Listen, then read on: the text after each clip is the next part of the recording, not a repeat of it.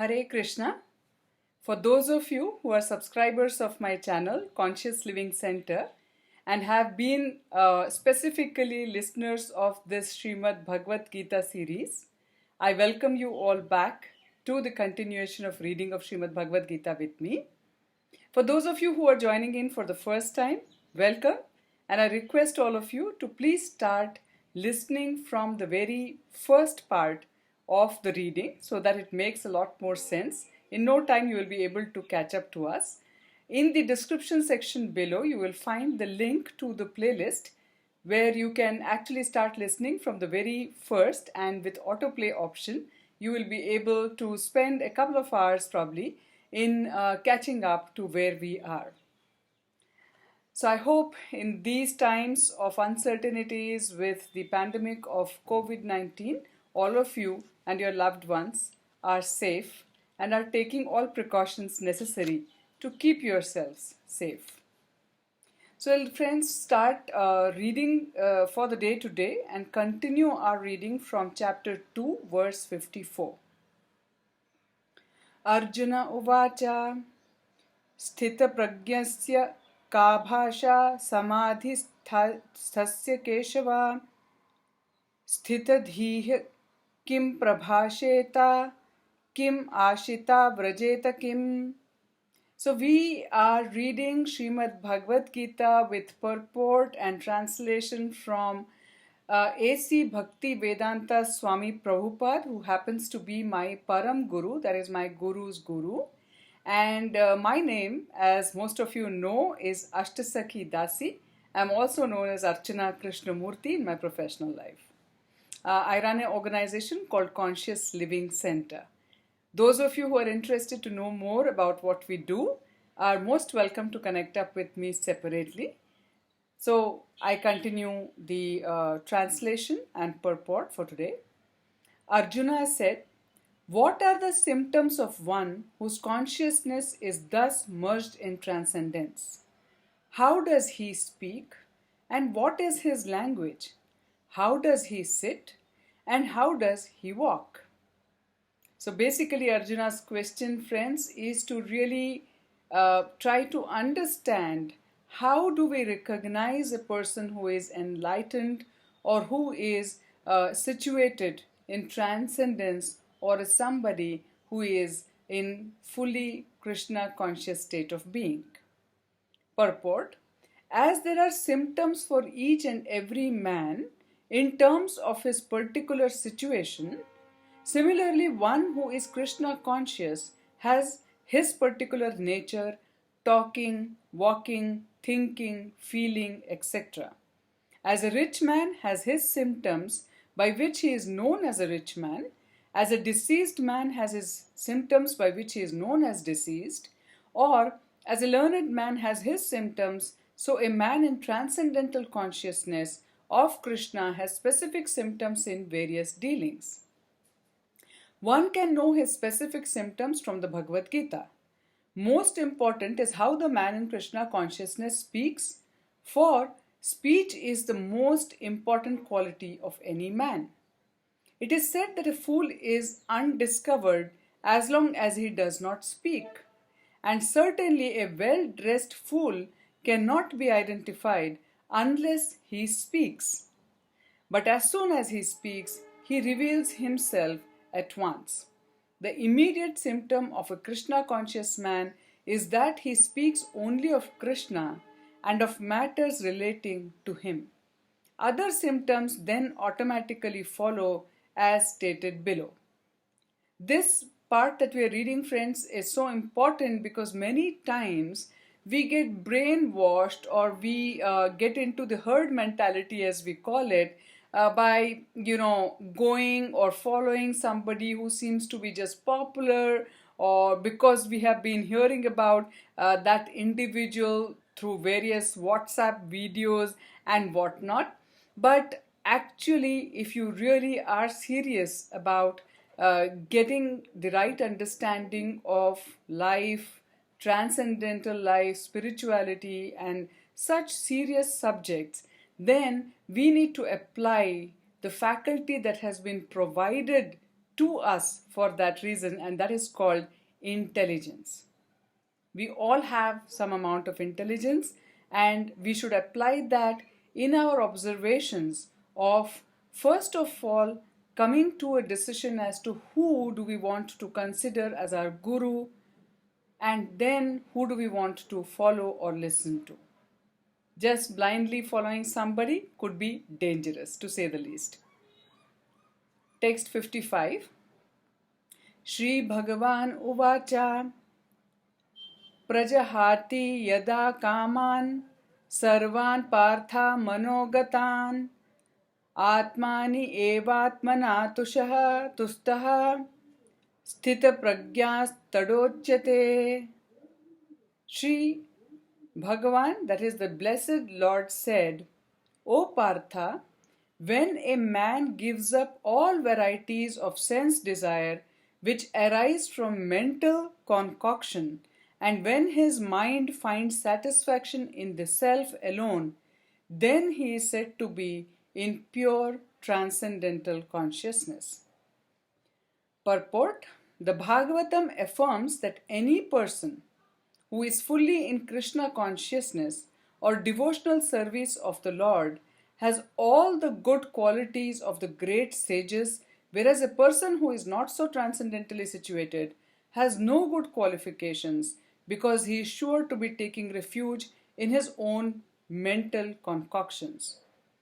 Consequently, it is rightly said herein that one has to give up all kinds of sense desire manufactured by mental concoction. Artificially, such sense desires cannot be stopped. But if one is engaged in Krishna consciousness, then automatically sense desires subside without extraneous efforts. Therefore, one has to engage himself in Krishna consciousness without hesitation, for this devotional service will instantly help one on the platform of transcendental consciousness. The highly developed soul always remains satisfied in himself by realizing himself as the eternal servitor of the Supreme Lord. Such a transcendentally situated person has no sense desires resulting from petty materialism. Rather, he remains always happy in his natural position of eternally serving the Supreme Lord. Text 56. Dukshev anudvigna manaha sukheshu vigata sprahaha vitaraga bhaya krodhaha sthita dhir munir uchyate. One who is not disturbed in spite of the threefold miseries, who is not elated when there is happiness, and who is free from attachment, fear, and anger, is called a sage of steady mind. So here one of the most important things to note, friends, is the Lord himself is saying that there are threefold miseries that always surround us in this material world. As long as we live, we have to face the three kinds of miseries that every human being has to face. However, while dealing with the miseries and the state of being as it is, if someone can be in a state where he is not too elated with happiness nor gets into depression when he does not get what he wants, or he is not too attached, or is free from anger and fear. Fear is such an important thing, because I think that's the biggest pandemic that has hit the human society today. If you go deep down to any negative thought that we may encounter within ourselves or outside, and you go really dive deep into where is it coming from, we will find at the core of it some kind of fear that a person has. It is hard, it's easy to say, but it's really hard to be completely fearless. But once we understand our position, once we understand that there is a Supreme Lord, our Creator, who is our protector, and understand everything in the right perspective, then there is a possibility of coming to a state where we can be absolutely without fear. And only when one gets to that stage of being absolutely without fear, your actions can be really pure, your thoughts can be really pure. So that's quite an effort, but doable. Purport. The word Muni means one who can agitate his mind in various ways for mental speculation without coming to a factual conclusion. It is said that every Muni has a different angle of vision, and unless a Muni differs from other Munis, he cannot be called a Muni in the strict sense of the term. Nashau munir yasya matam na binnam. But a Sthitadhi Muni, as mentioned herein by the Lord, is different from an ordinary Muni. The Sthitadhi Muni is always in Krishna consciousness, for he has exhausted all his business of creative speculation. He has surpassed the stage of mental speculations and has come to the conclusion that Lord Sri Krishna or Vasudeva is everything. He is called a Muni fixed in mind.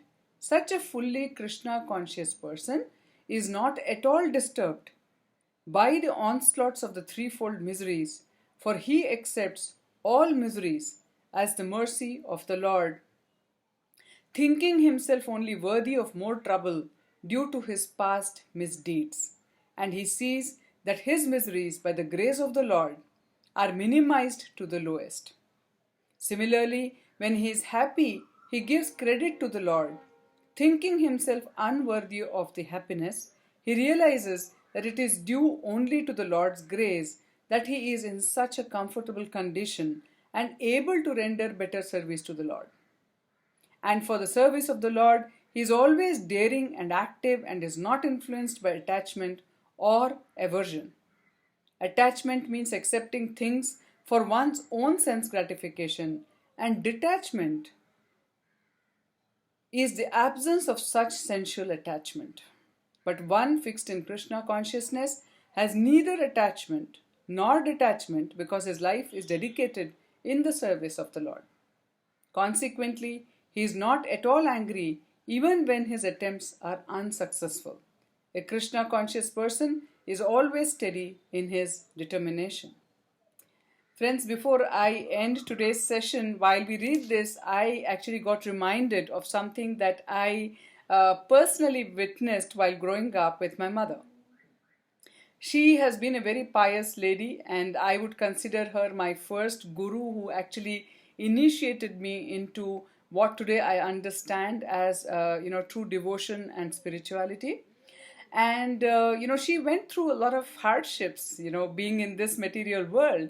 And when she was actually going through one of her toughest times, I, as a growing up teenager, almost stopped believing in God, or almost like I was thinking of him in anger, because my argument at that time was, my mother has always been a person who has been going out of the way to help others as much as she can, at her own cost at times, and always somebody that brought happiness to people, always dedicated herself to the service and welfare of others, not just her own family but everybody that she came in touch with. And when I saw one after the other, she had to go through so many miserable conditions health-wise, I was devastated. And I was not sure, really, is there a God? And if there is, and if she prays to him so many hours a day, and she is trying to be like a devotee should be, then, why is that God not protecting her and saving her from all these miseries?